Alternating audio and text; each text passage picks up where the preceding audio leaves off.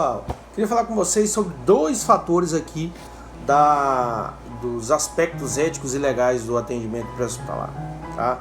Então nós temos aí vários outros, porém eu quero me delimitar nesses dois, que é exatamente sobre a segurança na cena e sobre o princípio vaga zero.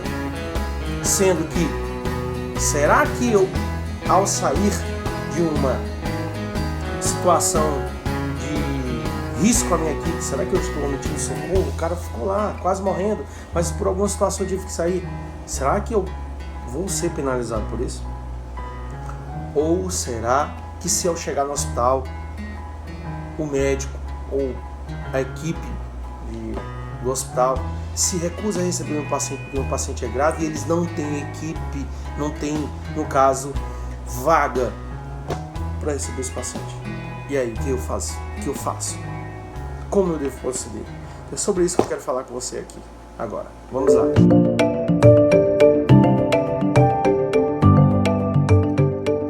Segurança da cena. Por que é importante nós assegurarmos um atendimento livre de danos à equipe?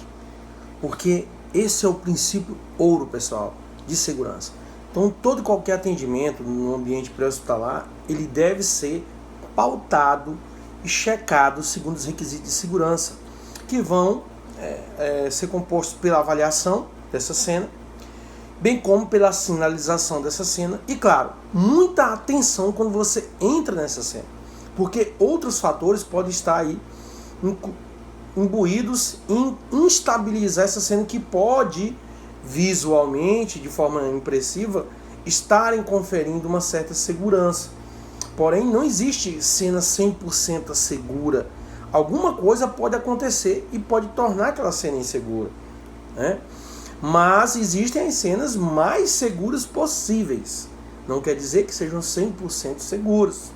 Por exemplo, se eu tenho uma situação, um acidente numa rodovia, onde eu tenho polícias que estão resguardando a cena, que já sinalizaram a cena, a equipe chega e está atendendo, de repente aparece um cara surtado em uma carreta e resolve atropelar todo mundo. São exemplos, né? Coisas de cenas que podem estar seguras, porém potencialmente podem se tornar inseguras, ok?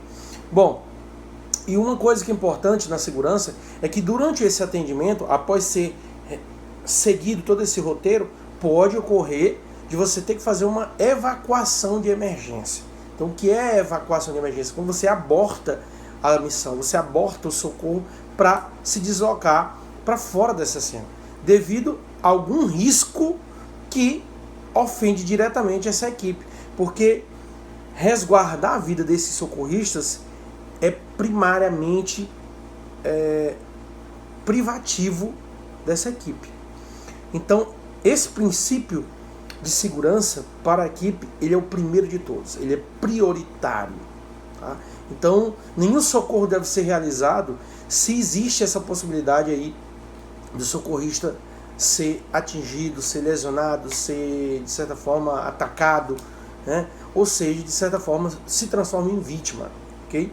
Então, isso é um quesito importante sobre a segurança. Não se trata de omissão de socorro, uma evacuação de emergência, é algo que está previsto em lei, é algo que está previsto nos protocolos, e nós não podemos de forma alguma querer nos transformar em herói e dar a vida pelo outro, que às vezes você vai dar a sua vida e nem termina salvando do outro. E em relação ao princípio vaga zero? Bom, vaga zero, ele denota uma situação onde nós temos uma vítima crítica em iminente risco de morte e que precisa ser atendido numa unidade hospitalar onde você tem profissionais que sejam capazes de resolver aquele problema ou pelo menos de atender esse paciente, essa vítima. Bom, e o que nós vemos constantemente em algumas realidades? Algumas instituições hospitalares recusando fornecer esse atendimento, recusando atender e receber, acolher esses pacientes, que muitas vezes vêm em viaturas de suporte básico, como no caso do SAMU, tá?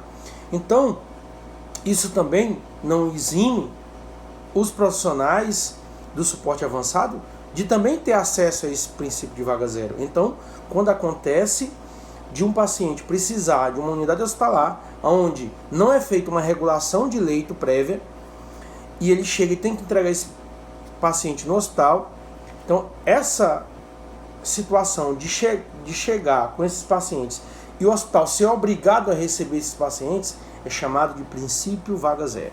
Exatamente para quê?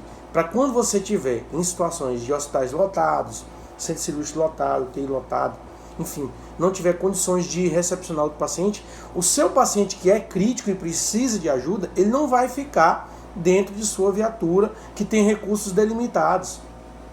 Tá? Então o princípio de vaga zero é isso.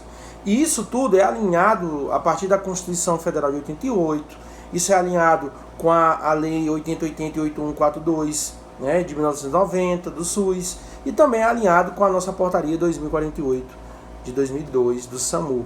Então tudo isso é uma parte legal que embasa e fundamenta os profissionais e dá respaldo para que eles possam chegar e não ficar com esses pacientes retidos, né, a ponto de muitas vezes irem a óbito dentro da própria viatura. Ok? Então, quando isso acontece, é importante que nós estejamos aí atentos aos nossos direitos, no caso da equipe. Se em alguma situação isso acontecer, o que deve ser feito? O chefe do plantão, que se recusou, ele deve fazer um termo fundamentado, justificando por que ele não quer, ok, receber esse paciente. Tá? Caso contrário, ele se negue a isso. O que acontece? Na presença de duas testemunhas, esses fatos são registrados e são levados a boletim de ocorrência junto à delegacia de polícia. Tá? Porque o princípio vaga zero é algo que, embora tenha umas certas controvérsias, né, como nós temos muitas situações que podem, de certa forma, gerar algum desconforto em alguém que concorda ou que discorda com o princípio, tá? Mas ainda é algo que é vigente. Tá? A regulação de leito é importante. O ideal é que nós tivéssemos sistemas de regulação que realmente garantissem que esses pacientes fossem atendidos de forma adequada, de forma integral, né, de forma holística, enfim, que tivesse um multiprofissional à espera desses pacientes.